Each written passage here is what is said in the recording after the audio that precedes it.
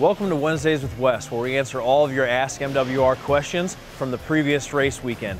Let's see what we have for you this week. Cassie from Twitter wrote in to Ask MWR how the teams handle the West Coast swing. Well, Cassie, logistically, this is a little bit of a nightmare.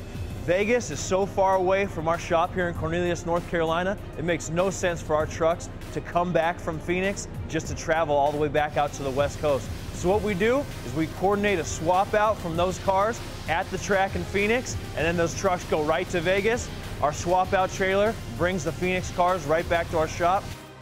This week, Ryan from Twitter asked MWR what the difference a liner versus a non-interliner tire makes to the handling of these race cars. At super speedways, we run these heavier liner tires that weigh about 80 pounds, where at Phoenix, a flat 1 mile track, we ran the non-liner tire, which weighs about 60 pounds. That's a 20-pound difference, 80 pounds over the whole weight of the car. Now these cars have to be 3,350 pounds on the dot when they go through scaling. So when you go to a non-liner tire, you have 80 pounds more weight you can put where you want it, which strategically is to our advantage to the handling of these race cars.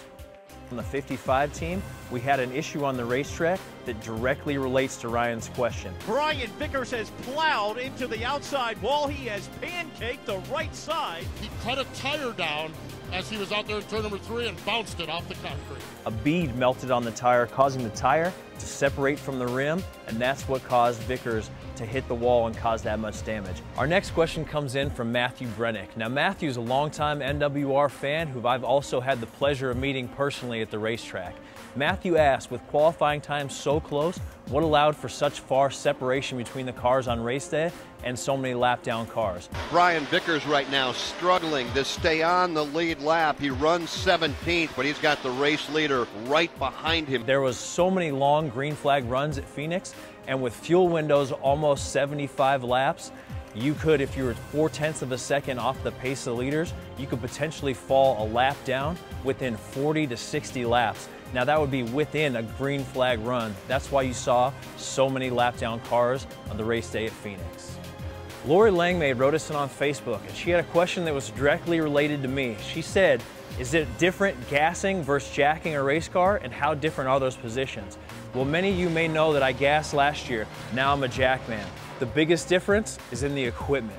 Moving from a 90-pound gas can to a 40-pound aluminum jack drastically lightens the load up on me during a pit stop. Gasmen very seldomly frequent the right side of the car, which would be considered the danger zone. More out on pit road, more susceptible to contact with other cars and other crews.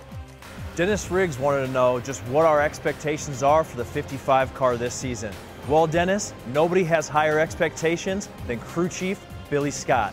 Take it away, Billy. Yeah, our expectations are definitely to win multiple races and be in contention for the championship. Everyone is going to be doing whatever they can. If a guy's running 15th, he's not going to be okay anymore with trying to get a top 10. He's still going to be trying to figure out what they can do, either change-wise to the car or strategy-wise to contend for the win instead. So I think that'll make it more interesting. There you have your answers to this week's questions. Be sure to submit your questions every single race day to our Facebook and Twitter accounts using the hashtag AskMWR, and tune in every Wednesday to Wednesdays with Wes to hear your questions answered. You have the questions, we have the answers. Just ask MWR.